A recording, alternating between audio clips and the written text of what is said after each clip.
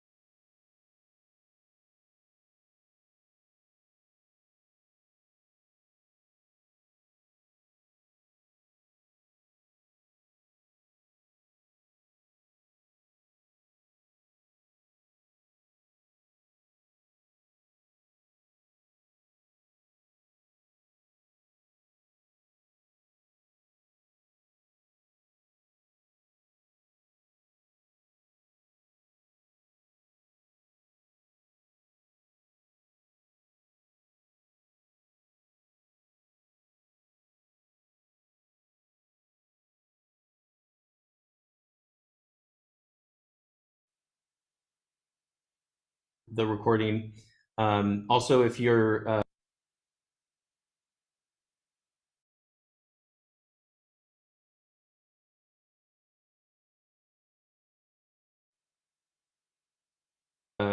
going in for continued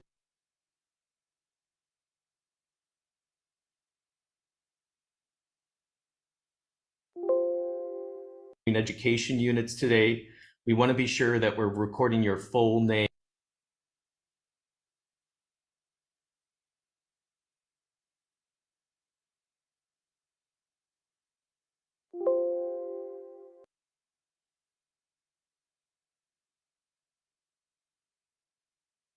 I see a few people here, their Zoom name is not their full name.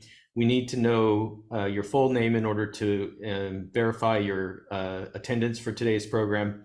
So if you're unable to change your name within Zoom, feel free to use the chat box to let us know your full name so that we can record your attendance. Otherwise, if you need a certificate of attendance for today, you'll have to email us. It may take a little while, but we'll be sure to get you a certificate of attendance. Aside from that,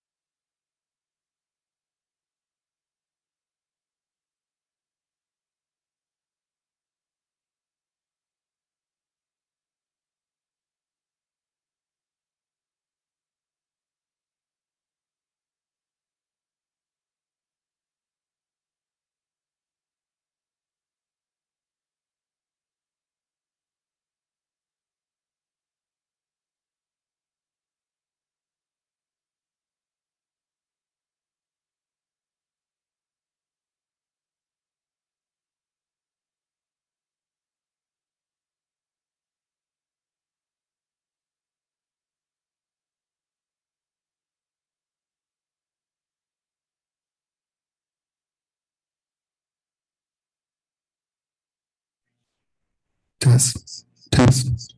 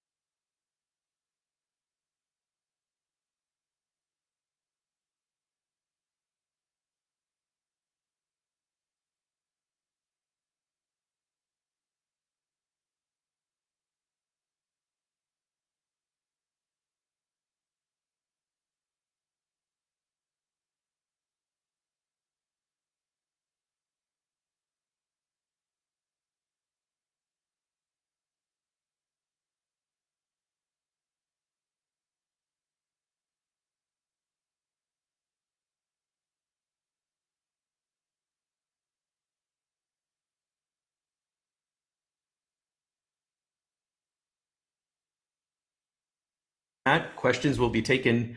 We prefer through the Q&A box. Again, use the Q&A box for questions. That's your questions will most likely be taken if they're addressed in the Q&A box. We may miss them if they're in the chat box. The chat box is where I will share any resources, PDFs, web links, etc. So you can also keep an eye on the chat box. And with that being said, I'm going to turn it over to a member of our Board of Trustees and also Chair of the Education Committee this year, Christina Dykes, who will lead us into the presentations and introduce the speakers today. Welcome, Christina. Thanks, John, and welcome everybody. Good morning. Let's get this party started. Here's our agenda for today. We have a 3-hour program with a 5-minute break, kind of around the midpoint. We will introduce the topic and our speakers, and then we'll run through several different related topics related to the state housing laws and historic resources, introducing these, discussing objective design.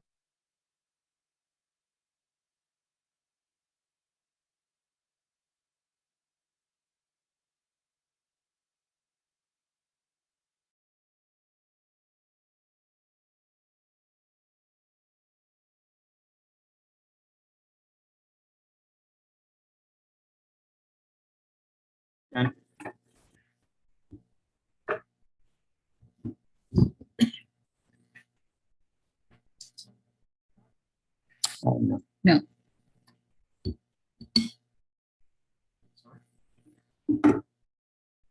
Call the order.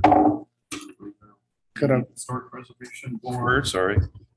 Call the order of the Historic Preservation Board meeting Wednesday, March 22nd, 2023. I have call to order, please. Roll call. Board member Folks. Here. Board member Moore. Here. Board member Corbin. Absent. Vice Chair Blake. Here. Chair Walter. Here. All right, moving on to approval of minutes. We have the meeting minutes from February 22nd. Is there any changes, questions, comments from anybody? I have one slight correction. Under new business on page 3 of the minutes, it shows it's a motion and it says acting chair Moore, and it should say board member Moore. That's the only correction I had. I didn't even notice that. Okay. Aside from that, anything else? We're going to have a motion to approve the minutes. So moved. One second. Seconded. All right. Go. A roll call. Board member Folks. Aye. Board member Moore. Aye. Vice Chair Blake. Aye. Chair Walter. Aye. Excellent. All right, moving on to oral communications. This is the portion of the meeting where we talk about items that are not on the agenda. Don't see anybody in the audience. Is there anybody online that wants to talk about anything? Seeing none, I'll move on from there. Moving on to board staff announcements. Just a couple of notes. Just wanted to bring to the board's attention. So moving forward, we're bringing a practice from the city council agenda. So with all new agendas moving forward, where there is an action that's recommended to the board. So for instance, under item number 3, under the legal description for the item, the recommended action is there as well. So when it comes time to make a motion, you can simply refer to the agenda itself and just read the recommended action into the record for the motion, as opposed to having to refer to the staff report. Oh, okay. So like on this next item under recommended action, that's going to have, we'll just say, Yeah, that would be the text you would read. yeah, just, Yeah. well, that's text. Oh, It's just a okay. little cleaner. It's how the council does it. It seems to be pretty effective there. So the way that's written right now, that's too brief. So the next example, there'll be more information in that one, or it'll be basically the same sentence that you have in there right Well, now. that, yeah, so currently, well, previous agendas, the recommended action was inside the staff report. Right. It seemed that was a bit of a challenge to find that, particularly if it's buried inside your packet. And so this way, it's basically in the top sheet. So you Okay. know exactly what needs to be read into the record as part of the motion. Gotcha. Okay. It's a slightly improved practice. And then just as a reminder, the city council is scheduled to consider the historic preservation ordinance update on April 4th. So that packet will come out next Thursday. So the majority of the materials are going to be the same as the joint study session report with some little additional background in terms of the joint meeting, highlighting the commission's comments, and then asking the council for, direction, confirmation, and if they want the board to do any further refinement. Now, the next step section of the report also will indicate that we'll likely need to delay a bit on the actual ordinance preparation. The new general plan and housing element and associated multifamily development standards are going to be going to the planning commission next week, and then city council in April are going to be a much bigger lift than we had anticipated in terms of implementation. So I'm going to be tasked with a big part of that.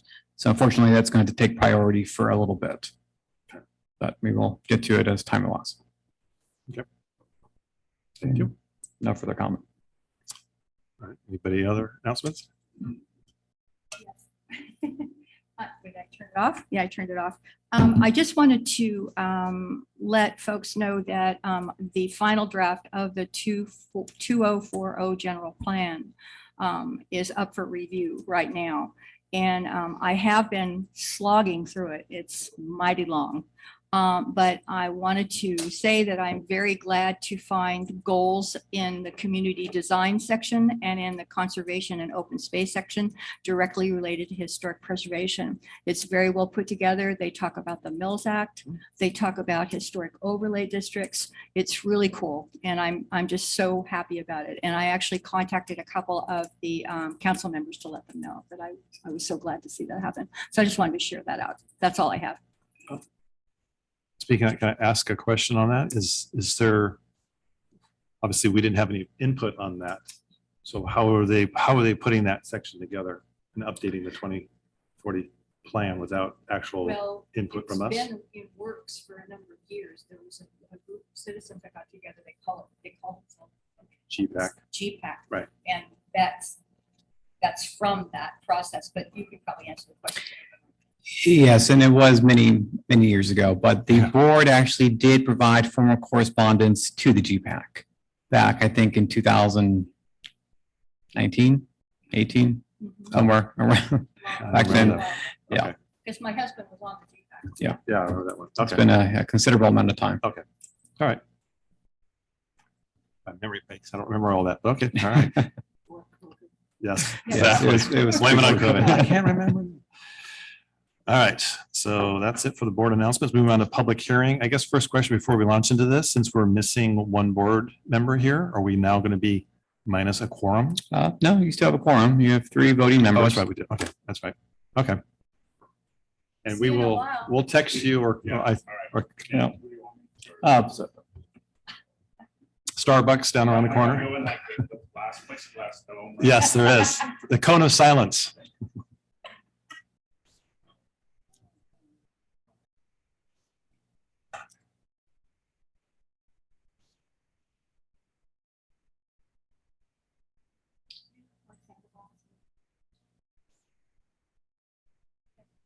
It's the report was pretty thorough.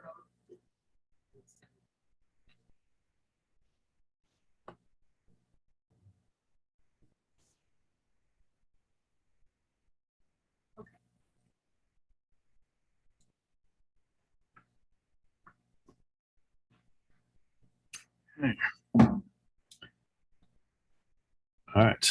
Moving on, public hearing for 1690 Littleton Place zoning exception. Okay.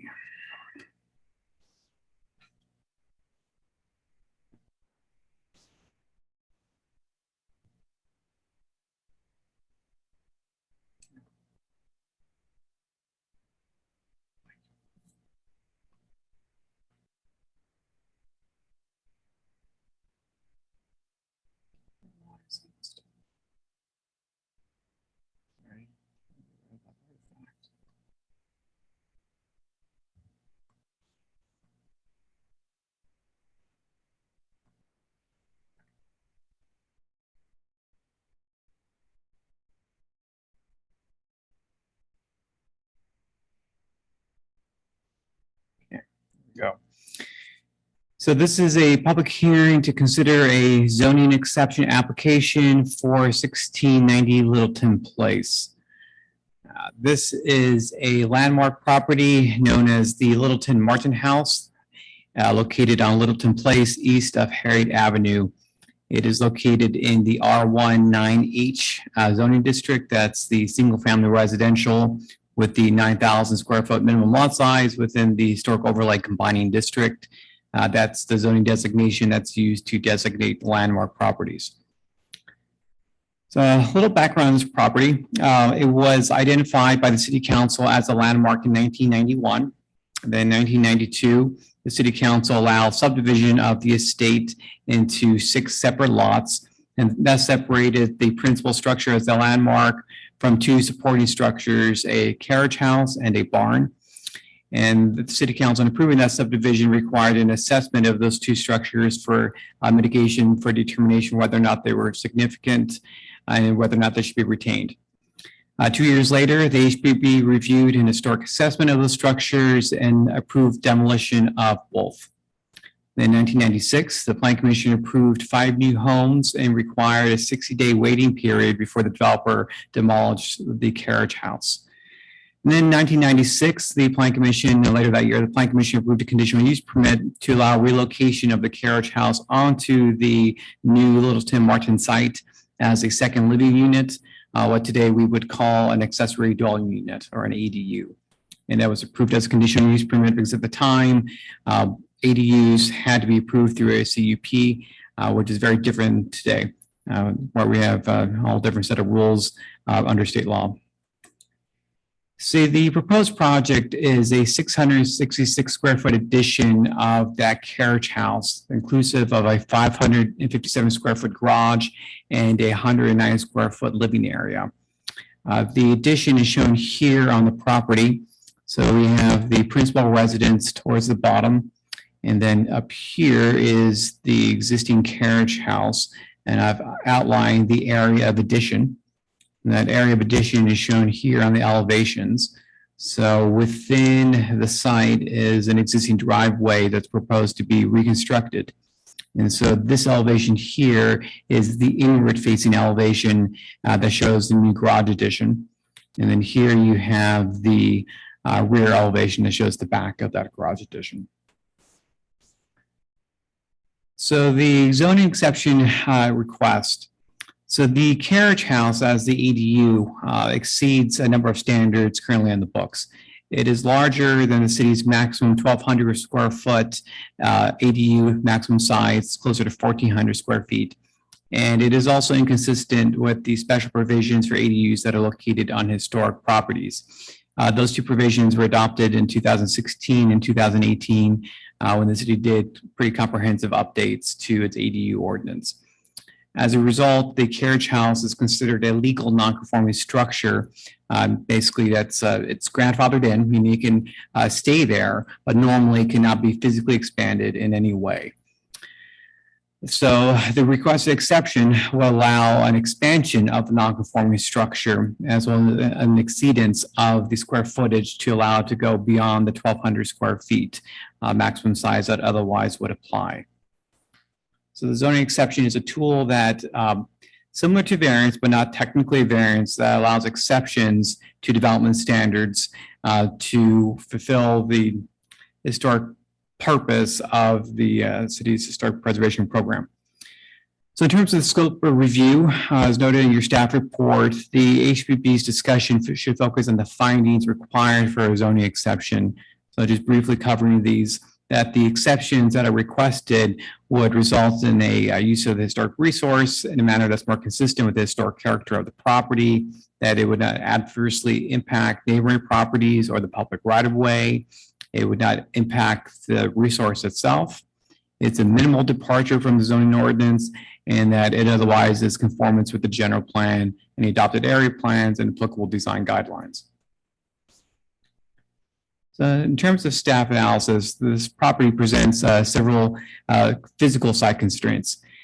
First and foremost is a large storm drain easement that runs right through the property that was established when this area was subdivided. This is effectively a large no build area since you cannot build on top of a storm drain easement. Additionally, there are several rules that pertain to construction of accessory structures and ADUs. So the principal purpose of this proposal is the garage. So the idea here is there a way to actually construct a detached garage that could allow the homeowner to get his desired outcome, which is a detached garage, or which is a garage in a manner that does comply with the zoning ordinance. So we looked at different ways that could potentially be achieved. The structure in this location in front of the carriage house would not be allowed because accessory structures cannot be within the front of that building. Similarly, you would also have that same conflict at the front over here. Such accessory structures need to be located on the rear half of the lot behind the principal structures. So neither of those two locations are viable. Location obviously right next on top of the easement is also not viable for the easement. The location here would conflict with a large protected oak tree. And then the location here would place a separate structure directly in front of the historic resource. So the landmark has an inverse orientation such that the front of the building actually faces inward. So this would physically block a viewer's ability to view the building head on, which arguably is in conflict with the Secretary of Interior standards. Therefore, really the only reasonable location for the structure is as proposed attached to the attached carriage house. Therefore, staff does recommend that the HPB take the following action: adopt the resolution recommending that City Council approve the requested zoning exception. Thank you. And we do have the applicant's architect online, and should the board have any questions for the homeowner, we can ask him to come forward. Thank you, Daniel. Anybody have questions for staff? No. Laura? I have a few questions just for clarification. One is more of historic. When that area was subdivided for the developer was going to subdivide it 6 lots, was one lot already designated for this existing structure? Correct. So that when they were only build 5 other homes as Correct. part of that structure. Okay. And then in terms of the carriage house, they ended up not demolishing it, obviously. So when the report, I understanding that the carriage house is not a historic feature, and therefore it's not landmark, but is it on our HRI as a merit of structure? No. So the landmark designation by the City Council is very clear, and this was reiterated in the 1996 HPB staff report, that the landmark designation is solely limited to the principal structure, not the carriage house.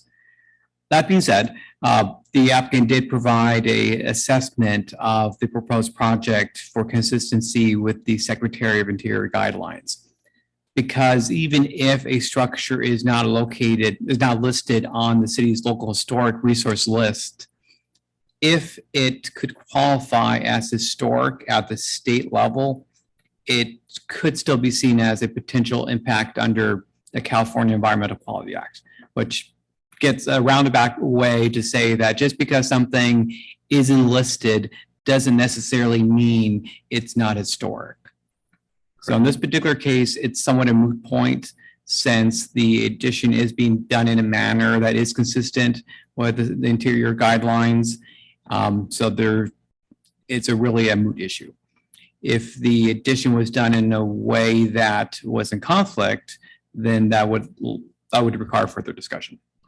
So I guess I'm trying to understand is that should this even be coming to us? Because it's on a structure that's not technically historic. So wouldn't this be just something that goes right through planning and building independently of our review? So there's a couple of answers to that question. One, it does not require a historic resource alteration permit for that reason, because it is not the designated historic structure. So what before you is a more narrow request having to do with the exceptions that are requested.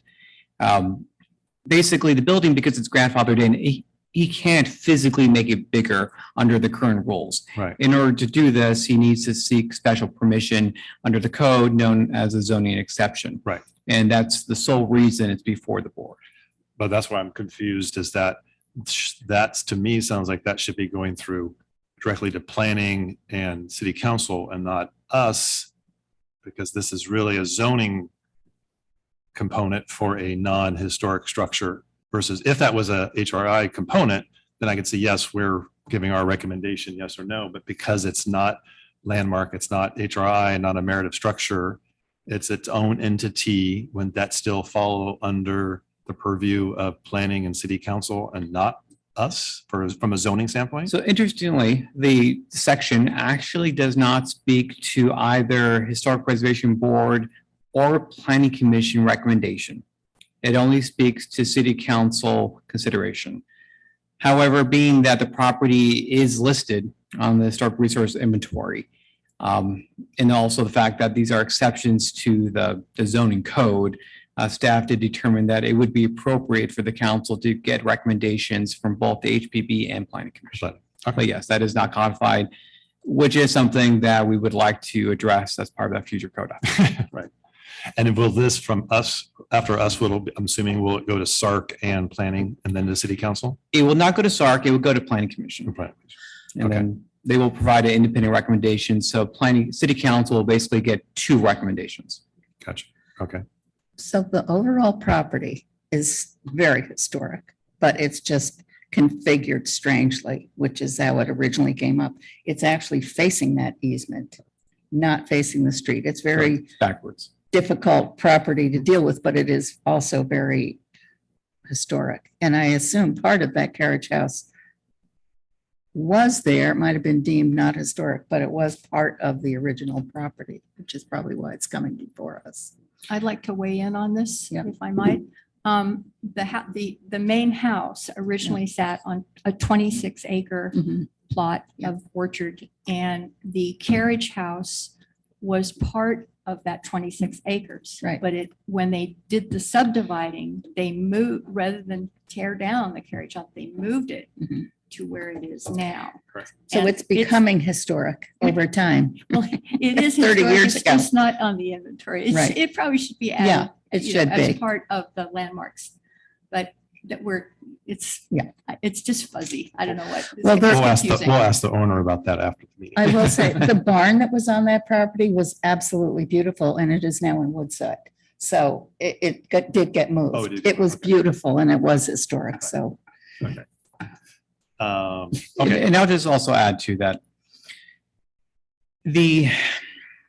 When the city did its ADU ordinances in 2016 and 2018, I mean, that had the unintended result of actually limiting the ability of the homeowner to do this proposal.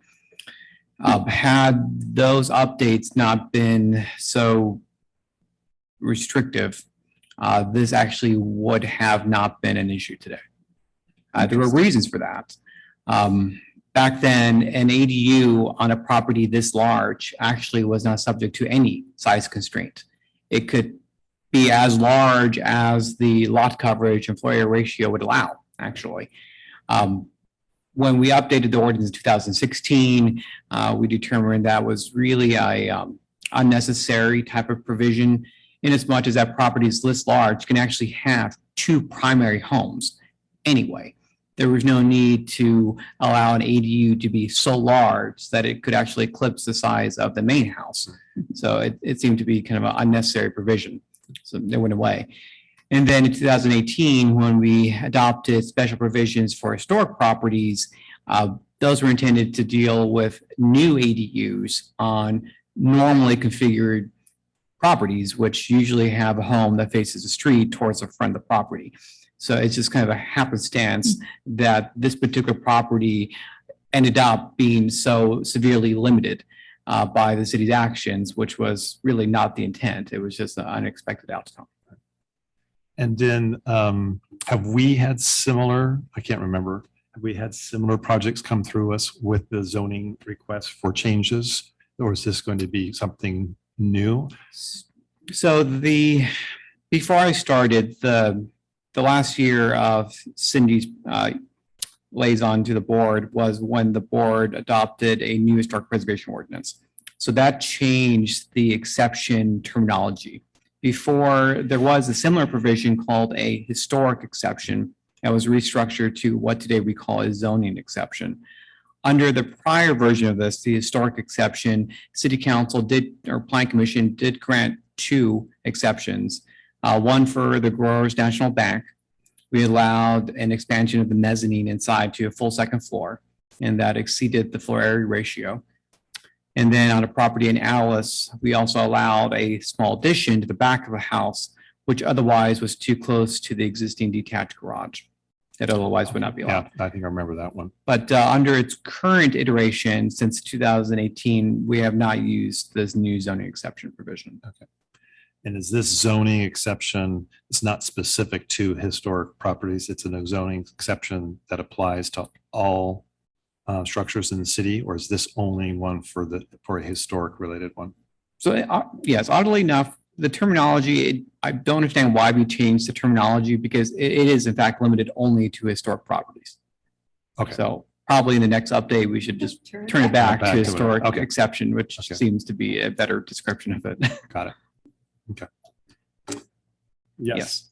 And the last question, as I saw in the packet, there was a email from a neighbor who was, had questions about the legitimacy of the zoning and how he could respond, et cetera, et cetera. Is he happen to be online for follow-up at all, or? And does not appear so. Okay, No, I would comment on that. So this project has kind of evolved a little bit. Staff didn't fully understand the history of this property. There is a large volume of records. As you can imagine, hundreds of pages of records right. on this property. So it wasn't quite clear what the nature of the carriage house was. So initially, we were under the impression that it was actually a second house that was part of the landmark designation, which presented different issues. But deeper dive into the records, it's pretty clear, it is clear, in fact, that it is an ADU. Being that it's an ADU, the setback per state law, regardless if it's historic, is actually only 4 feet. Correct. So the homeowner's concern is the setback, which is really not a question here because the proposal is closer to 6 feet.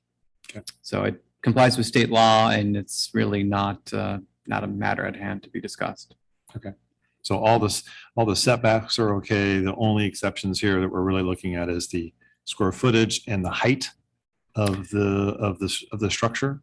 Not even really the height. When it was originally moved, the height was an exception because the existing carriage house is fairly tall. The addition actually is height compliant. Okay. Really, what we're looking at here is simply allowing the building to get bigger. Right. Because as just a grandfather structure, it normally should just be what it is today. It should never get any larger. So that's the exception request for it to get larger. Good luck. The Okay. second exception request is for it to go even larger in living area. So the maximum ADU size is 1,200 square feet. The 1,200 square feet is only living area. So plenty of homeowners have a full-size 1,200 square foot ADU and an attached garage. And that's perfectly fine because the garage doesn't count against 1,200 square feet. So in this particular case, the exceedance to the 1,200 square feet really is only applicable to the 110 square feet for the bathroom and a little walk-in closet. So it's a relatively minor amount, which is one of the findings in terms of minimal departure from zoning code. So it's it's under 5%. That's all the questions I have. Remind me our next step here on the hearing side. Do I open for hearing or do we have the,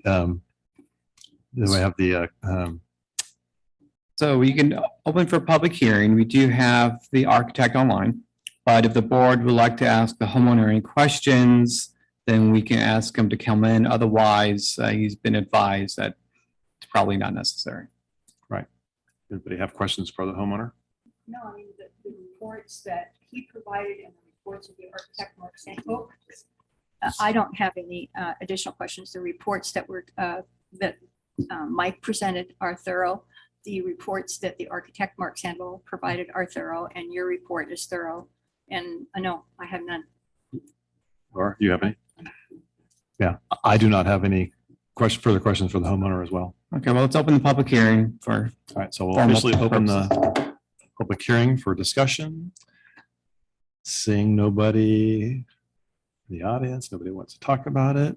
and just to reiterate, we do have the architect Yes, online. we If you have have the- any particular questions, Seeing that there's no more questions, nobody, I will close the hearing. Officially close the hearing. We're gonna brought it back to the board for any further discussion. Great job. Oh, I splashed, sorry. So if there's any further discussion or anything, can I have a motion from somebody? and again, the motion is just per the agenda, the recommended action.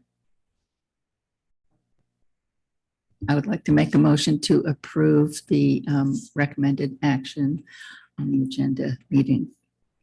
Just to clarify, that would be recommending approval. of Recommending the approval zoning of the exception. change. Okay, I've got that motion. Have a second. I'll second that. All right, roll call. Board Member Moore, Yes. Vice Chair Blake, Yes. Chair Walter, Yes. Are you texting him to? I am. Okay. I can run over. I got it. Yeah.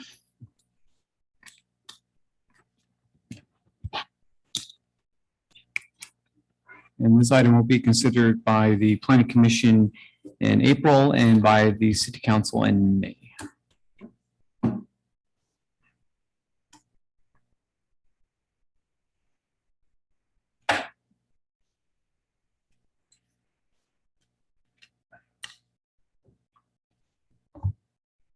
Welcome back.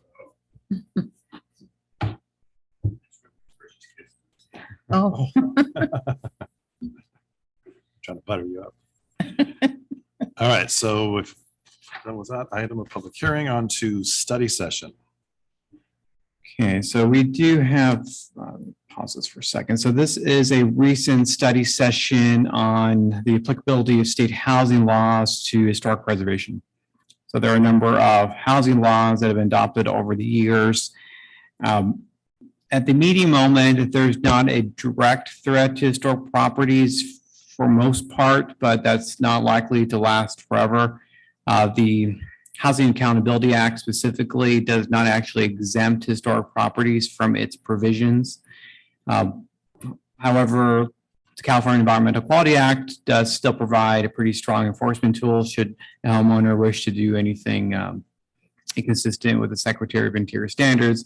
But moving ahead, it's likely the cities will need to adopt more objective criteria so that we can better protect our historic properties. I'm hoping that the code update that eventually will get done will set the stage for that. It'll likely be a phase one to create the infrastructure for future changes so that moving forward, it can be clear what's allowed and what's not, and that will provide better protection for historic buildings. So this seminar was put together by the California Preservation Foundation. It is fairly long. It's 2 parts, an hour and a half each. So we can watch the hour and a half right now. And then we can continue either at the regular meeting in April, or we do have the special meeting next week where we can finish the other half. I won't be here next week, so I would have to do it at a later time myself. Sure, that's fine. My only request is I have to leave at 7. Okay. Because I have a 7:30 engagement that I have to go. So I set it for that time thinking we'd be done in time. So we can start it. That'd be great. And I'll just sneak out. So we can't. I mean, do we it. can try to split this in smaller pieces. I I would mean, it is like to quite split long. it in smaller pieces. Yeah.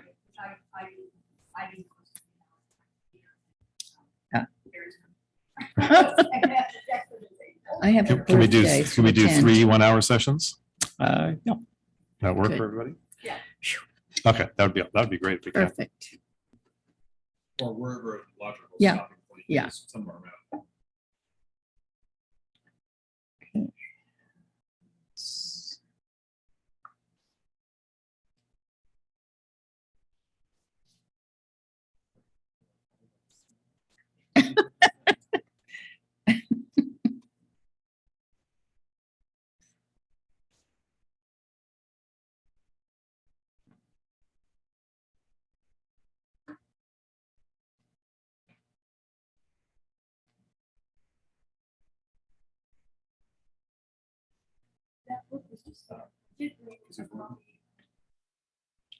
Yeah, this-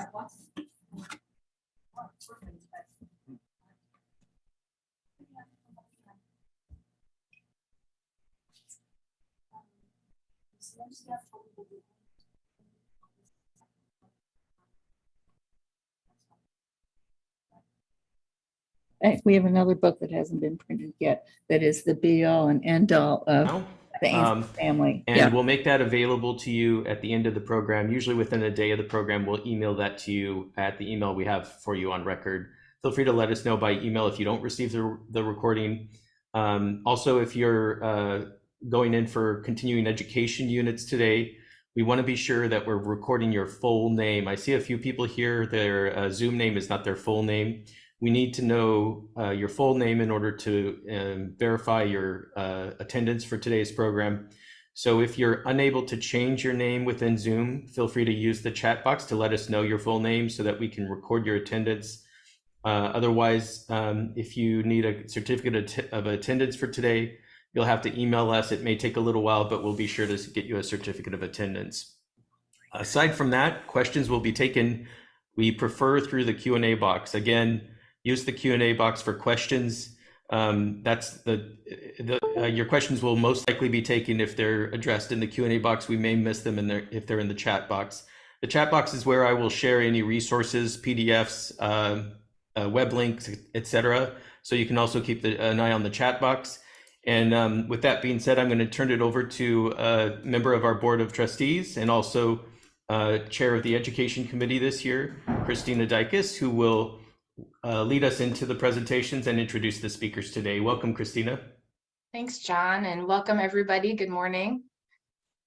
Let's get this party started. Here's our agenda for today. We have a 3-hour program with a 5-minute break, kind of around the midpoint. We will introduce the topic and our speakers, and then we'll run through several different related topics related to the state housing laws and historic resources, introducing these, discussing objective design standards and form-based code, both kind of in a general sense, as well as where possible, associating that with historic resources and their treatment. We'll talk about local historic register updates. We'll get a lawyer's perspective, including what about CEQA. Then we'll have our break and we'll come back with case studies from 3 different cities around California, Sacramento, Santa Monica, and San Francisco, and we'll hear from their city planners. And then we will hopefully have a good almost half hour at the end for Q&A. So as John said, please put your questions into the Q&A box in the chat, or not the chat, but the Q&A. And we may be able to start answering some of them throughout the program, and then we'll definitely visit them at the end as well. So we have several learning lessons for this. You'll be able to identify and talk about the most recent state legislation that involves historic resources and design standards. We will interact with case examples from cities that exemplify best practices in drafting and codifying objective design standards. We'll determine how objective design standards relate to other standards or guidelines, including the Secretary of the Interior standards and regular design guidelines. And we'll understand the legal background and implications of recent legislation that impacts historic resources, as well as the development of objective design standards. So we have a fabulous panel here with us today, and I'm going to share brief biographies about each person. Isabel Castellano is a historic preservation specialist at Emma Group and provides historic preservation services for cities throughout the Bay Area. Prior to joining M Group, Isabel worked as a consultant to the City of Miami Planning Department's Historic Preservation Division. She earned a Master of Arts in Conservation Studies of Historic Buildings at the University of York in Yorkshire, England, and a Bachelor of Architecture at Syracuse University in New York. Tom Ford's professional planning career spans more than 20 years, primarily in California. His present responsibilities at M Group include providing an urban design focus to the firm's consulting work, as well as collaborating directly with Bay Area cities as an extension of their staff on targeted projects. Tom's career started in the professional theater after earning his undergraduate degree in dramatic art at the University of California, Davis. Following years in the professional theater, Tom earned a Master of Architecture degree at the University of California, Berkeley, and launched his architecture and planning career with a 5-year period in the office of Peter Calthorpe. I am an associate principal and architectural historian at Page and Turnbull in San Francisco. I've been with Page and Turnbull for 15 years, and I'm director of the company's cultural resources planning studio. I received my bachelor's degree from UCLA and a Master of Architectural History with a certificate in historic preservation from the University of Virginia, and I am currently a member of the Board of Trustees for CPF and a co-chair for this year's Education Committee. Mike Garavaglia is the principal of Garavaglia Architecture with over 32 years of experience in the architectural profession, and as principal, Mike leads the firm with preservation and architectural services that respond to the specific needs of cultural resources in their environment. He received his professional Bachelor of Architecture from California State Polytechnic University at San Luis Obispo that included a specific study program in historic preservation. Sean DeCourcy is Preservation Director for the City of Sacramento. Prior to his work with the city, he worked with the California Energy Commission and the California Office of Historic Preservation, as well as being a historical consultant for Arts Buildings, Inc. on projects such as the Library and Courts building renovation in Sacramento. Rich Sucre has been a preservation planner with the City of San Francisco Planning Department for 12 years. A graduate of the University of Michigan School of Architecture and the University of Virginia Department of Architectural History, Rich joined Page and Turnbull in 2003. Rich is an emeritus member of the CPF Board of Trustees and served as the co-chair of the Education and Conference Committees. Let's see, Stephanie Reich has served as urban designer for the cities of Santa Monica, Long Beach, Glendale, and West Hollywood. Stephanie is a licensed architect, and prior to 2003, when she began her work with local government, she practiced architecture and urban design for almost 20 years with a variety of notable firms in Los Angeles and New York, including Morphosis, Studio Libeskind, and larger firms including AECOM and NBBJ. Stephanie earned her Bachelor of Architecture from Cornell University and a Master of Architecture from Southern California Institute of Architecture, SCI-Arc. And last but not least, we have Deborah Rosenthal, who is of counsel specializing in real estate, land use, and natural resources and the environment at Fitzgerald Creditor Bolduc Ritzborough LLP. Hopefully I didn't butcher their names too much. Ms. Rosenthal devotes her practice to land use and environmental law and litigation. She works extensively with land use and environmental issues in California, including wetlands, endangered species, takings, historic preservation, mitigation, banking, and coastal issues. Immediately before admission to the California Bar, Deborah served as Executive Director of the Landmarks Preservation Council of Illinois. So welcome to all of our speakers, welcome to our guests today, and we will get started. First up is Isabel. Thank you, Christina and John, for your introductions for today's seminar. And good morning to our audience joining us. I would like to briefly introduce M Group Services as we provide planning solutions to over 80 Bay Area communities. Our services range from policy planning, urban design, environmental review, and historic preservation, along with community engagement and staffing solution. For today's first presentation, my colleague Tom Ford and I will provide background information related to historic resources, recent housing laws, and objective design standards.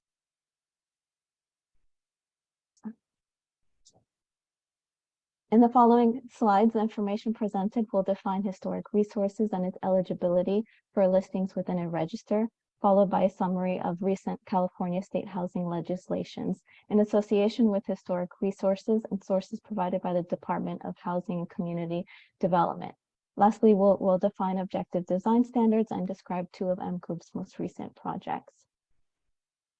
With the introductions and summaries for recent housing and laws and various case studies to be presented today, one can determine historic resources and their significance and integrity for eligibility within a register, recognize recent state housing laws and its incorporations of these historic resources, consider housing laws and treatments of historic properties, and understand the applicabilities of objective design standards.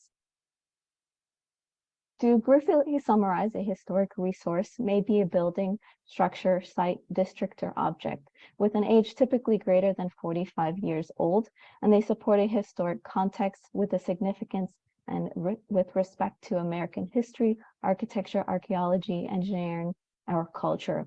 Along that, and demonstrate an integrity with aspects of location, design, setting, materials, workmanship, feeling, and association. A historic resource may be eligible with a federal, state, or local register and may be listed with one or more of these registers. It's noted on this slide. The three registers include the National Register of Historic Places, the California Register of Historical Resources, and lastly, a local register. Within the National Register, it is an official federal list of districts, sites, buildings, structures, and objects significant in American history, architecture, archaeology, and engineering and culture as authorized by the National Historic Preservation Act of 1966. The California Register of Historic Resources is an authoritative guide in California to be used by state and local agencies, private groups, and citizens to identify the state's historic resources and indicate what properties are to be protected and extent prudent, feasible, and substantial adverse change. And lastly, a local register is a list of properties officially designated or recognized as historically significant by a local government pursuant to a local ordinance or resolution. There are many cities with a variety of historic resources, and City of Petaluma's Historic Commercial District is an example of a historic resource listed within the national, state, and local register, and it sustains local landmarks within its districts. The City of Petaluma has a strong sense of place and context based on its connection to the natural and built environment. It also has a sense of place and is informed by its early leadership of Native American communities, its history as a river town, and its legacy of agriculture, along with its unique architectural heritage and sense of community. Its historic commercial district gives a strong sense of city's downtown at the end of World War II, and especially notable for its collection of Italianate iron front commercial buildings, and contains well-executed examples of other architectural styles, including Queen Anne, Mission Revival, Mediterranean Revival, and Streamline Modern. This district's integrity is high due to the concentration of resources and importance of its contributors. It has a visual character defining the natural setting, which has two main topographical features with the Petaluma River on the east and the slope of the land, which rises from the south to the north and east and west. Historical, as an example of City of Petaluma, its historic resources may be located within or outside of historic districts. And historic districts may include commercial, residential, or mixed-use buildings. And these zones may also be related to mixed-use buildings and residential zonings. Next slide, please.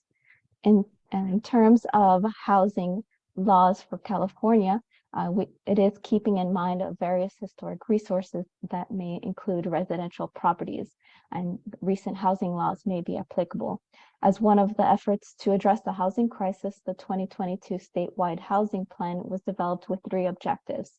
The first objective is to keep residents within their home, and efforts to prevent evictions and foreclosures and preserve subsidized affordable housing, non-subsidized and affordable housing as well. The second objective is to produce more affordable and climate-smart housing by encouraging a greater diversity of housing types and new housing development in all neighborhoods, along with reducing vehicle miles traveled and mitigate climate change. And it implements climate resiliency and sustainable building strategies. Lastly, the third objective is to continue to act with urgency to address homelessness and housing needs by connecting people and eliminate barriers in affordable housing and construction, and align the state's healthcare and housing responses.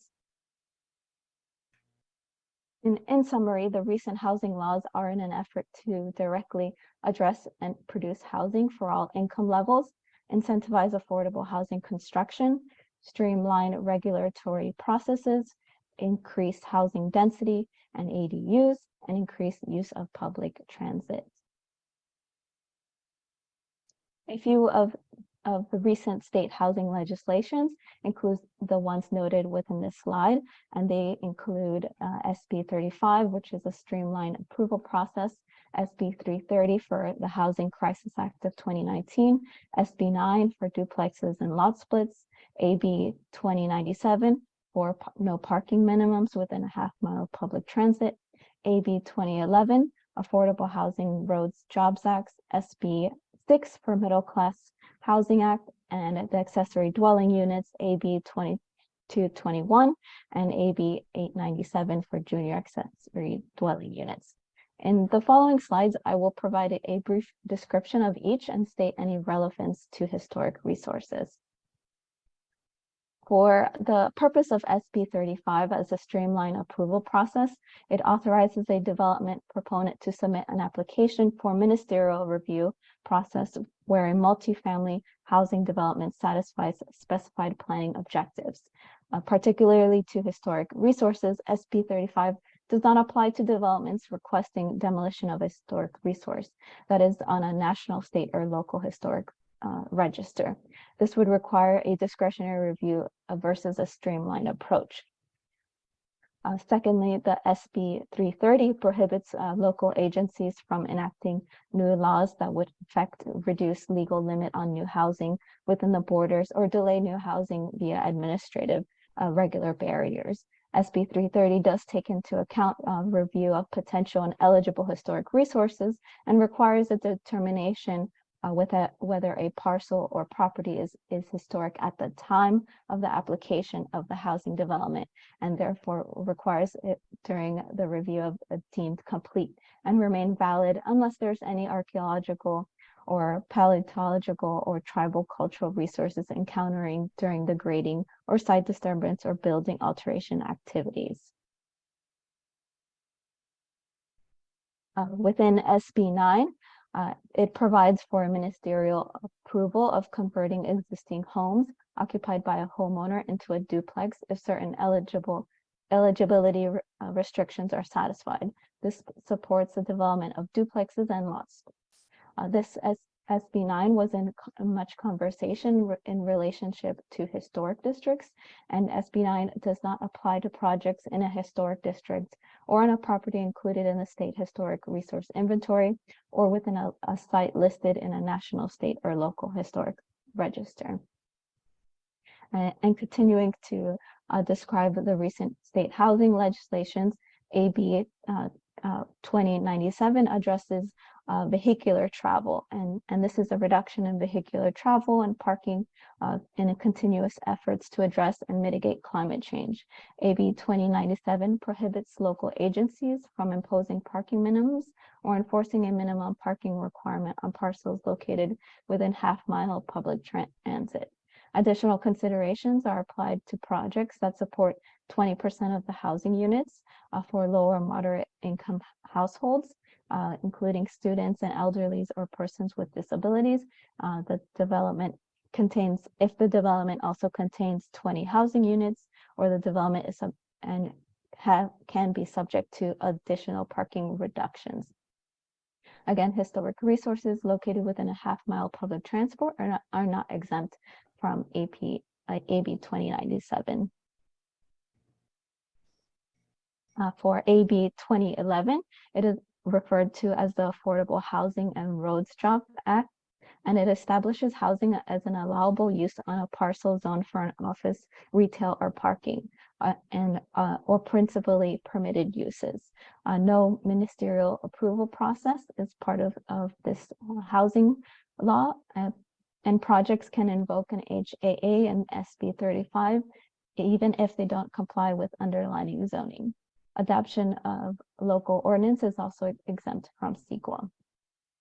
For AB 2011, 11. It does not apply for the development when there would be a request for a demolition of historic structures that is placed within a national, state, or local register. Again, this is put in place to preserve the historic resources. Extending that conversation to SB 6, the Middle Class Housing Act. It allows residential use on commercial zoned property without requiring a rezoning with applicants committing to prevailing wages for workers and to skilled trained workforce requirements. With SB 6, this creates a ministerial streamlined approval process for two types of projects: 100% affordable housing projects and for mixed income housing projects along commercial corridors. Again, SB 6 is also ministerial review and exempt from CEQA. And one component of increasing housing density with residential neighborhoods are the creation and support of streamlining the development of accessory and junior accessory dwelling units with AB 2221 and AB 897. For AB 2221, it prohibits local agencies from requiring a zoning clearance or separate zoning review.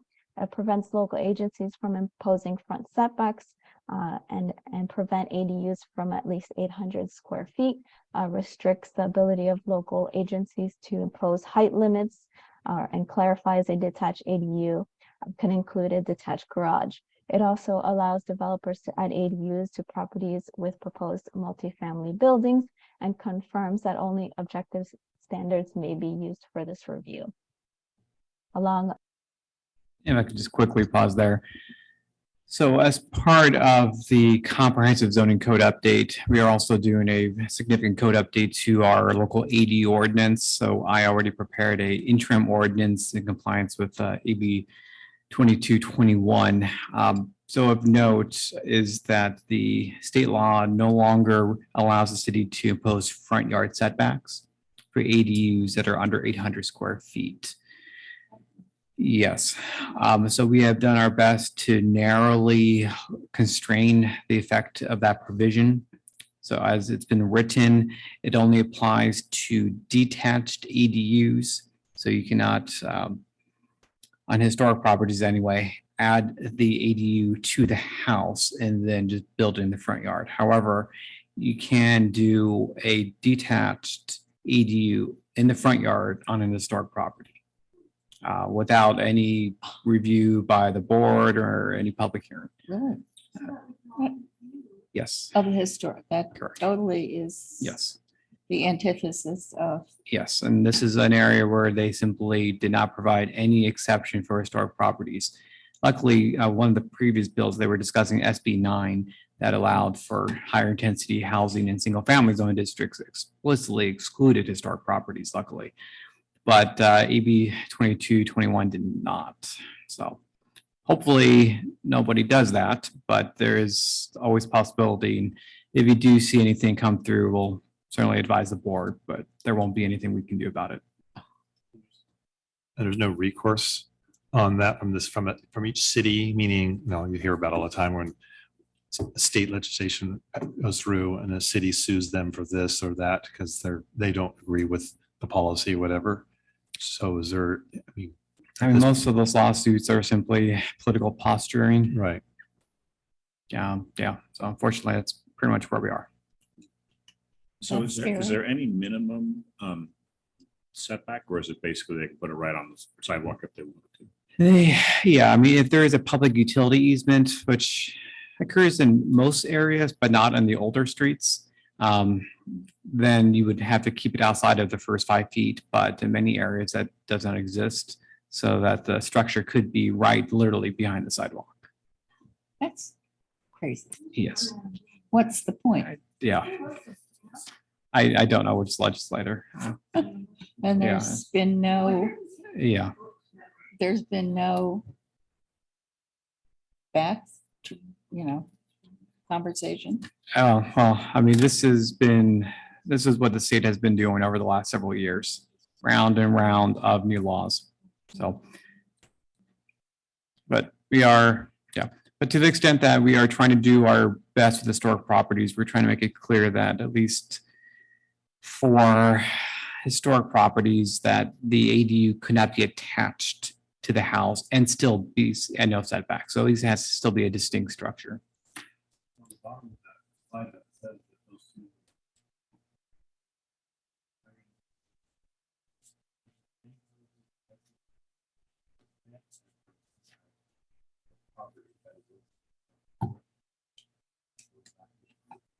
Well, I mean, that probably gives us enough cover to at least compel the ADU to be a separate building as opposed to an addition, which would have obviously a more detrimental impact to the resource. But admittedly, it is a challenge to make a compelling argument that the view shed protection of the resource is something that is a significant impact. The Secretary of Interior guidelines, I mean, there's some language in terms of spatial relationship between buildings, but there's nothing that is so clear that says you must maintain the visibility of a historic resource. I mean, there's no provision that says you can't have fences or tall shrubs in front of your building. I mean, Mills Act contracts, just because it's an arrangement, require visibility. But other than that, it's not really something that's rooted in any particular legislation that's applicable here. Historic resources, does that mean So it's Is that- the state registry. it's only state registered, so it doesn't apply to any of our properties that are on the local? Correct. So we'd have to encourage everybody to get registered in the California State Registry so that then, have more Yes, and protection? it's not clear how many properties would really be eligible for state listing either. right. Okay. So- And then also then this means that these ADUs would not be coming to us then? Correct. So far, we have not seen anybody whatsoever try to do this. Sure. But But as soon as they read it, I mean, hopefully people with historic properties won't do it Right. voluntarily. And we do expect that non-historic property owners will likely do it fairly quickly. there was something in the beginning of talking about 45 years as historic, which means every year we're gaining properties that may be considered historic. What is that 45-year designation? So that's a presumption under the California Environmental Quality Act. So it's kind of what I was alluding to with the previous item. Something can be historic in different ways. It can be either on a local list, it could be on a state list, or it can be on a federal list. If it's on a list, it's clearly historic. I mean, it's unless you have convincing evidence to the otherwise, the presumption it is. So if you try to demolish it or alter the building, then CEQA comes in. So CEQA is a very blunt instrument, but it can be used to really hold the line to keep people from doing something that damages an historic structure. Because at the end of the day, the city council ultimately does not need to certify an environmental impact report. It could simply say no, and that's just the end of story. So that's a kind of the ultimate fallback for that. So with CEQA, if you're looking at a house, so say there was just a normal architectural application being reviewed by the planning department, and it happened to be an older house that's never been on the list, but there is maybe a reasonable belief to think it might be historic. That would then trigger the planning staff to probably require monies from the applicant to have an outside consultant review performed on the house. And the review would be done. And if the review comes back with a recommendation that, yes, this structure could satisfy local, state, or federal criteria, then we could use that report and CEQA as a mechanism to say, no, you can't demolish that, or you can't alter the building as proposed, even if it's not on the list. Now, that only works when the application is discretionary. Discretionary meaning that the city has the ability to say no at some point in time. And usually you can tell if it's discretionary because there's a public hearing like this. If it's ministerial, where it's just basically if you meet the code, it's black and white, and it's just a technician looking at it and there's no hearing, CEQA doesn't apply. And so that's the challenging part with ADUs. ADUs are ministerial. So it's very difficult to address the impacts of historic buildings because there's not a whole lot that really can impact them. So, which is why the special provisions that deal with ADUs and historic properties, they're fairly good, but they no longer apply to ADUs under 800 square feet. So if you want to do an ADU over 800 square feet, then you have to comply with our standards. So it has to be behind the house. It has to be architecturally compatible. It can only be one story. Those apply, but again, only if it's more than 800. Otherwise, there are almost literally no rules anymore. So it's quite unfortunate. Assuming if there's a historic tree out front somewhere that they want to cut down, then that would prevent the ADU from happening, or is that not? Here we go. Yeah, unfortunately, it's probably, I mean, push comes to shove, most likely if we would have to probably be compelled to allow removal of a tree in a scenario where there's really no other place to put the ADU and they want it right there, we probably would have to cave. So, yeah.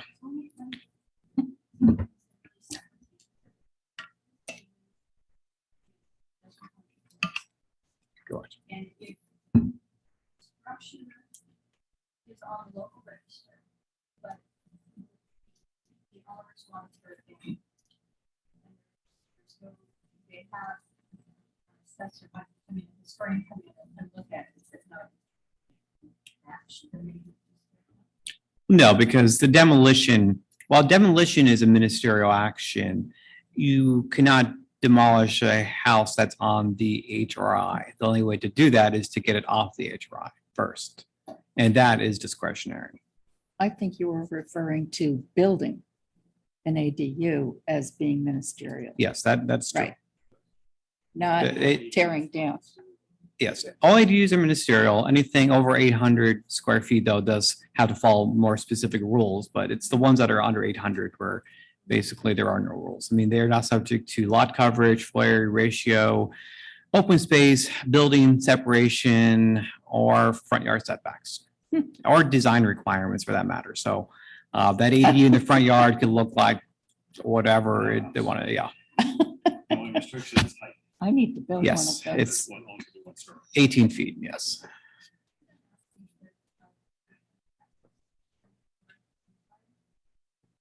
Yes.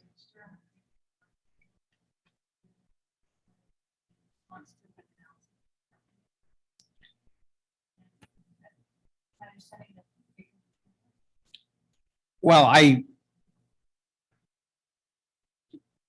that's a pending hearing item, but I would say ultimately it's up to the planning commission and or city council to make that final determination. Yes, because that property is not actually on the HRI. It was on the potential list. Oh.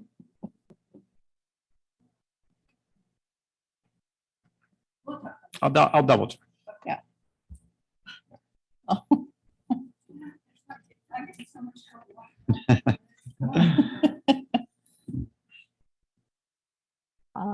For AB 897, it builds upon the previous ADU legislation by addressing and remaining barriers to ADU construction and supporting the development of housing that is more affordable by design.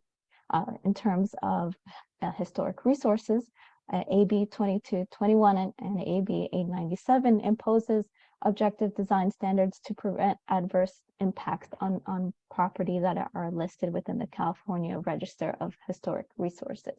And these objective standards on ADUs can include and are not limited to height, to parking, height, setback, landscape, architectural review, the maximum size of a unit, and historic standards. These standards shall not include requirements on minimum lot sizes. And extending that conversation of ADUs, I wanted to provide a larger description on its implications and use and location within historic districts or sites within the California Register. As mentioned, with the AB 2221 and AB 897, the ADUs are processed in a ministerial review, and they are allowed in historic districts and sites listed within California Register for properties that are single family or multifamily dwelling and residential use and in multifamily dwelling structures. Objective design standards facilitate the ministerial review and may impose standards for and not limited to parking height, setback, landscape, architectural review, and maximum size of units, and standards that prevent adverse impacts on historic resources, as previously mentioned.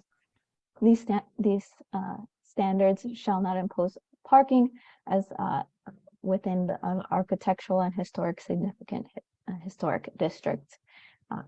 Lastly, in the written notice as required for certain locations for place cards or notice of demolition of detached garage to replace accessory dwelling units is not required unless the property is located within an architectural or historic significant historic district.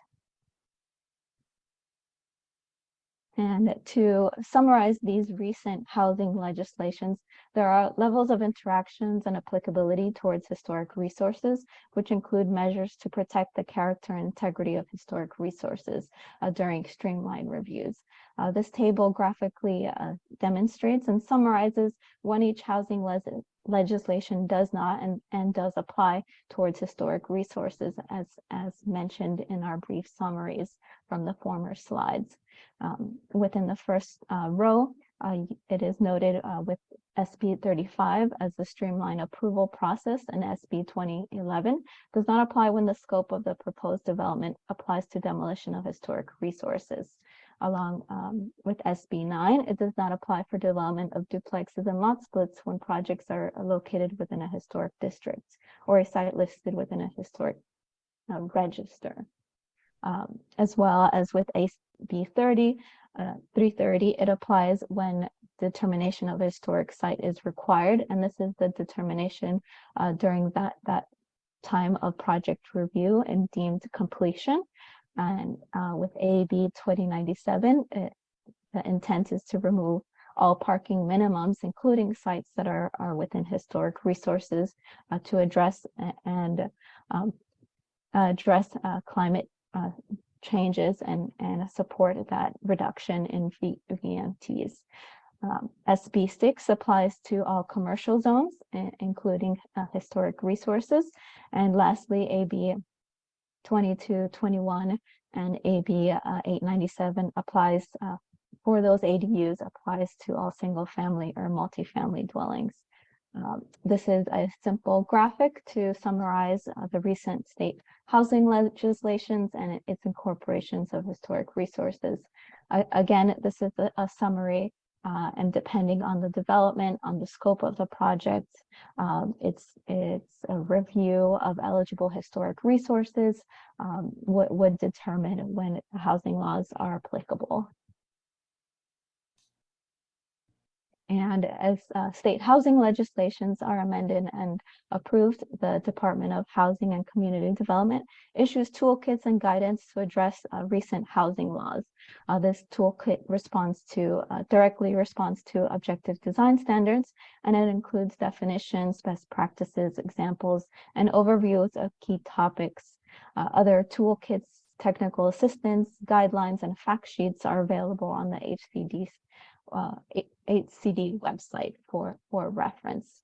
And now gearing towards objective design standards, I would like to introduce my colleague, Tom Ford, Principal Planner with M Group, to provide the key definitions and development and the integration of objective design standards. Thank you. Thank you, Isabel. Hi, as Isabel said, my name is Tom. I'm going to talk about just a few projects that we've worked on for jurisdictions in the Bay Area, responding to requests they've put out to develop objective standards. In one case, the first one, I'll give a brief description of Lafayette, the city of Lafayette. They came to us immediately after SB 35.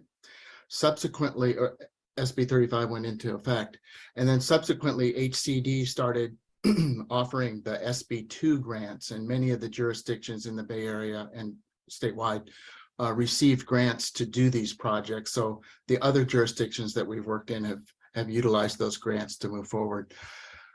So in all of the communities we've been working, we've actually been coming into communities that have a pretty robust discretionary review process. So part of our role has been to make sure that those committee members and planning commissioners and such understand that the objective standard ministerial process takes that review process out of their hands and puts it in the hands of staff using objective standards. And so we've been approaching them primarily for multifamily projects, but in a couple of communities, they've actually applied them to their ADUs and also SB9 projects, but that's pretty rare. In all of the projects we've worked in, we haven't addressed specifically a historic zone or a historic district or a historic property. These have primarily been developed, for instance, for all R2 zone or all R3 zone, not calling out specifically historic resources. Next. So one of the things that we impress upon our clients is language taken directly out of SB 35 that defines objectivity and defines what an objective standard has to achieve that a subjective guideline does not. And it's primarily that phrase there, no personal or subjective judgment. It has to be a standard that two people on either side of the planning counter can just obviously agree that that's what it means. Next. In all of the jurisdictions we've been working in, we've been trying to point out that what we're trying to do and help them do is take what the requirements of the state legislation requires, taking their existing local discretionary review process and with the help of objective standards, meeting the needs and the goals of both of those sometimes conflicting sources of discovery. Next. So again, we spend a fair amount of time at the beginning of our projects making sure that the working groups or study groups that we're working with to develop the standards understand the difference between discretionary review, which they've typically been working under, and that some number of qualifying projects are going to enter this streamlined ministerial review process. And that whereas the discretionary review process quite often dealt with a fairly robust set of design guidelines, subjective design guidelines. And in some of these communities, they have multiple documents for commercial design guidelines, mixed use design guidelines, residential, making sure that they understand that what we're trying to develop is a list of objective standards that the staff will then use during that streamlined process, and it can't have any personal or subjective judgment involved. Next.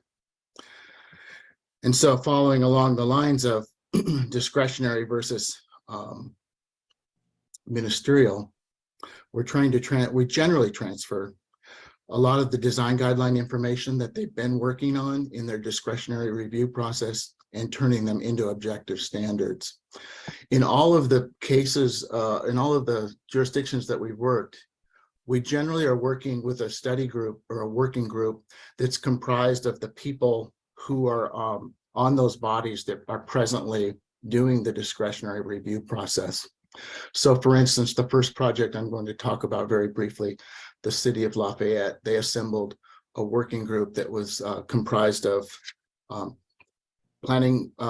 planning review board or the design review committee, planning commissioners, and then members of the public and city council members. So in Lafayette, it was a pretty robust process going through the design review committee first, and then going on to the planning commission, which also had a fair amount of input on that discretionary process before projects went to the council for adoption next, or approval. So we have a series of tools we've been using, particularly when we're working with those groups that are already doing the discretionary review process and have their hands pretty deep into understanding what they want to see on specific types of streets. So we'll do any number of these in a document where there might be a checklist of items to achieve that again are an objective measurement or objectively defined. There might be ratios such as how much of a setback needs to be met or not met. Simple measurements such as height and distance, and then in some cases we might establish a performance achievement or performance benchmark. Next. So hopefully what you'll see in the next few slides are a couple of examples of standards that we've developed that meet one of those tools. So as I mentioned earlier, the first project we worked in was the City of Lafayette, and they had, at that time, we started working on this in about 2019, I believe. They had already adopted a few years earlier a specific plan for their downtown. And then they also had adopted a very robust set of design guidelines that were very subjective, but very pictorial and to the point of what they wanted their downtown to achieve. Next. So the downtown specific plan has a series of areas. It's all on the south side of Highway 24, in the middle of which is a BART station, and the BART parking lot is on the north side of the station, as you see in this image.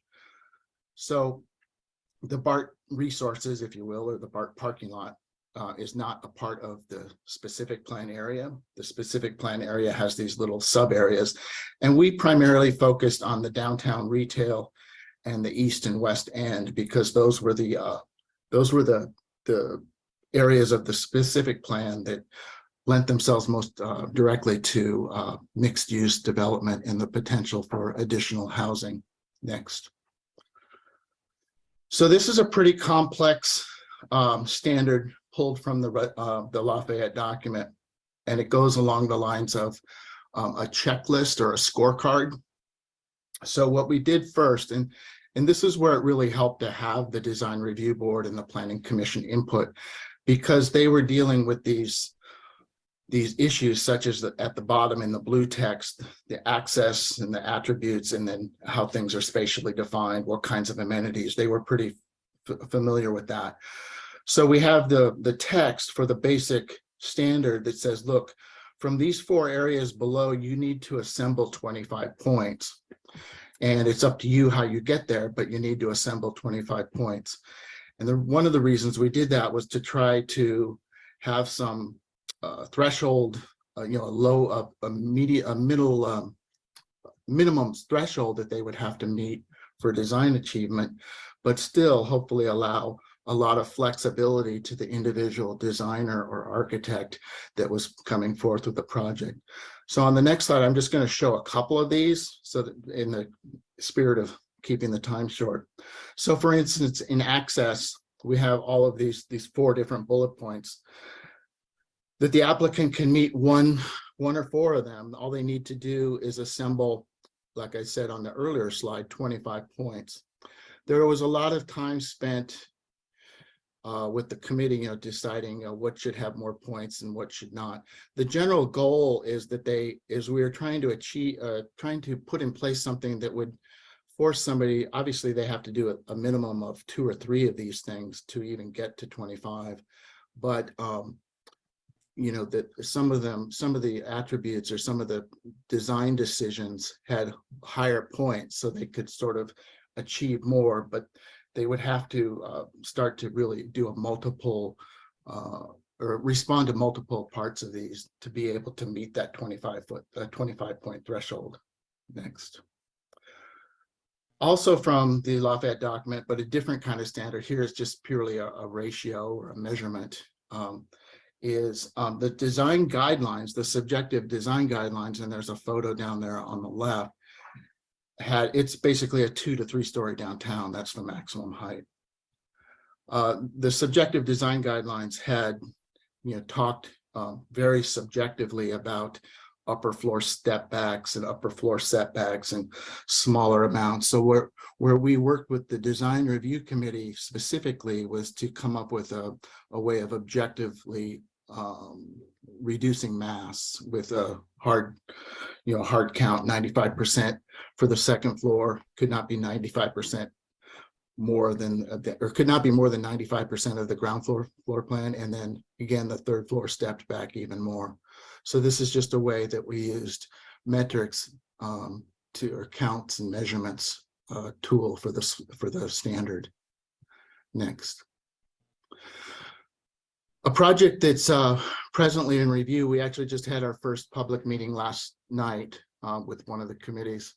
And the reason I show this hard to read map is it is for the county of Alameda, and it's for all the objective standards are being developed for all unincorporated parts of Alameda County. But as you can see, a lot of the unincorporated parts of the county is agricultural and open space lands. However, if you can see to the left, the left part of the county, there's a San Leandro, which is partially blocked, and Hayward. All of the gray areas are incorporated cities, so they would not apply. But there is this smattering of land between San Leandro and Hayward, in which three distinct municipal advisory committees manage their specific communities. So last night we were in Castro Valley, which is unincorporated, and it's part of Alameda County. These all three are on the bay side of the East Bay Hills, and then a fourth one is out at the east end of Niles Canyon in Sunol, sort of where that little gray, I don't even know if my cursor works on this screen, but where the gray arrow is, yes, right there. Sunol is a pretty rural community, and we'll actually be going there, but the general urbanness of these objective standards tend not to apply so much to Sunol, although they'll be able to apply them to their SB9 or ADU projects. So taking those areas of San Lorenzo, Eden area, Castro Valley, we developed a few standards. Next. So actually, because of some of the parcelization in these areas, these unincorporated areas, there's a lot of parcels that are very shallow, very narrow, but very deep. And what a lot of applicants or developers have been doing is coming in with townhouse development that sort of the front doors of the individual units face the side property line, and they have tended to ignore what the public realm face of that building or project looks like.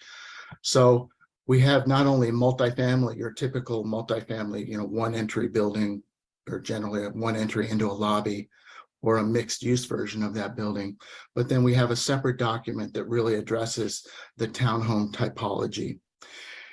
And then we also, more along the single family scale of things, we've developed objective language for some existing policies that the county has for what they call lot size consistency.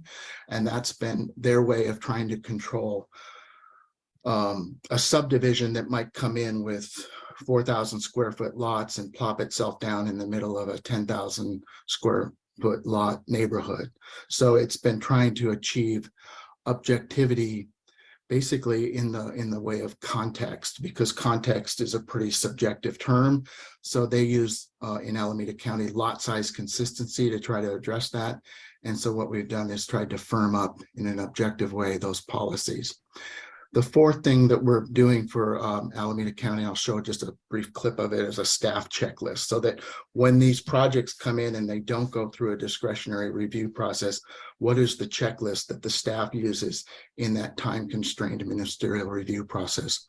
The image on the right is a document that the county adopted in 2014, the Residential Design Standards and Guidelines.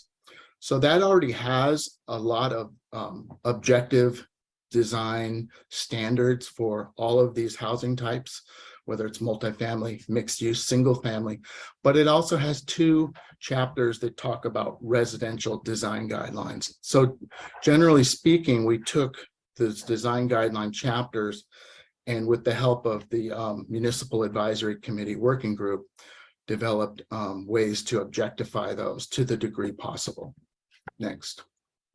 So let me just show you one example from each document. Not all of the standards have illustrations, but I picked a couple that do. Quite often they're just objective in their language. The language achieves the objectivity.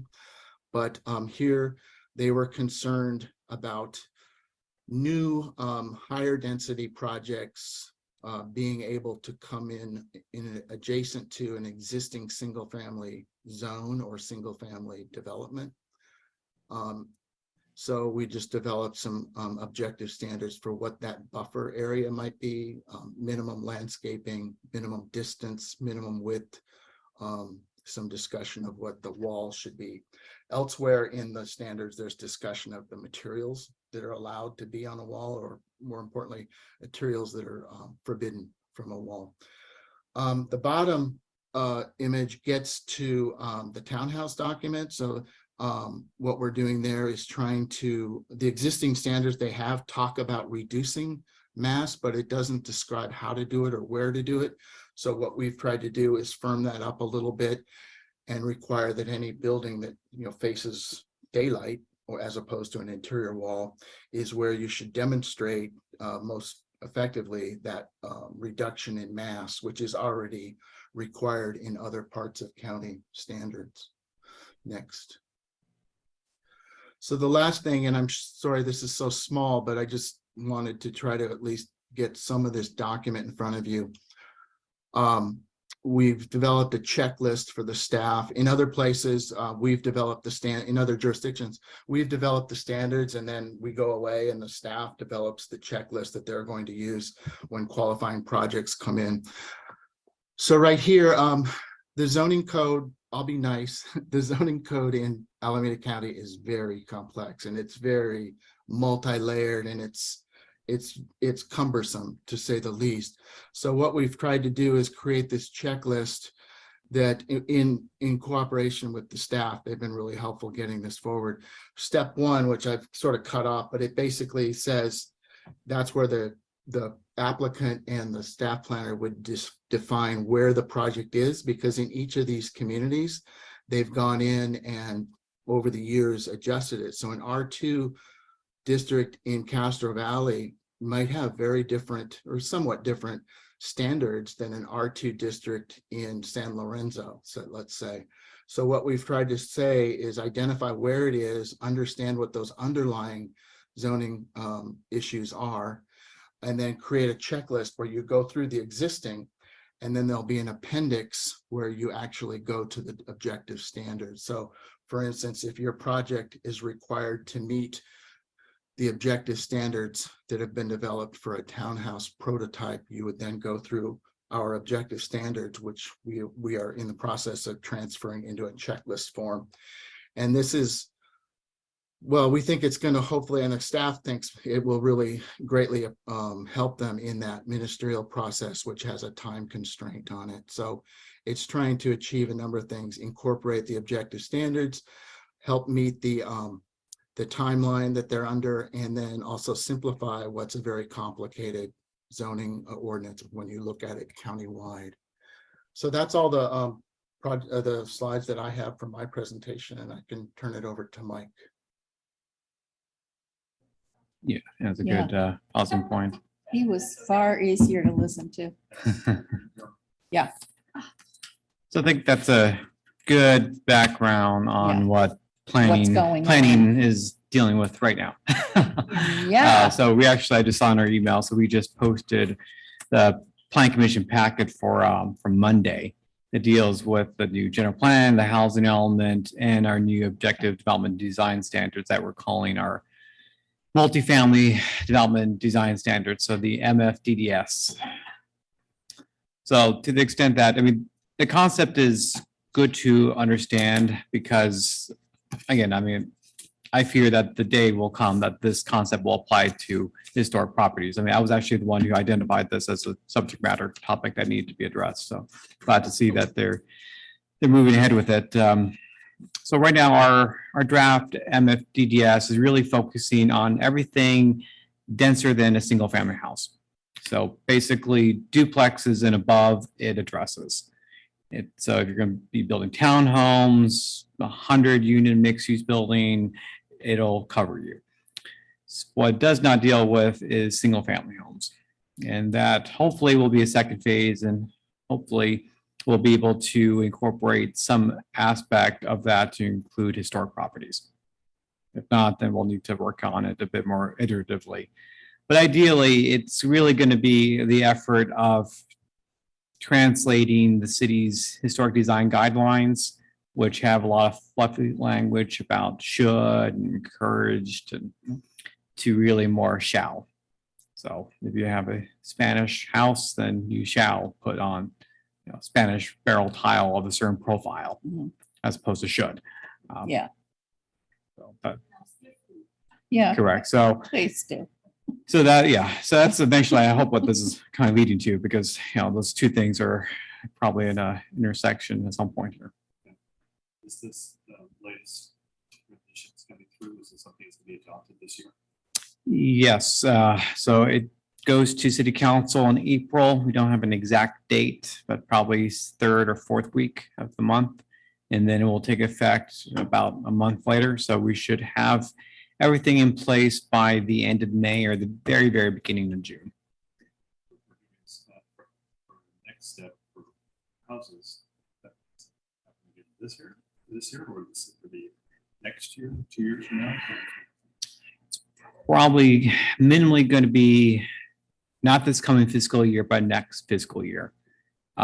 This coming fiscal year, it's likely to be a lot of follow-up effort to this initial push, as well as probably some economic development work, trying to also address a lot of stuff on the business side. So we'll see about fiscal year, was that fiscal year 25? Yeah. So is there things that we're talking about right now on the April Mills Act? Impact on next wave that we need to kind of cross-pollinate. Well, so I am hoping that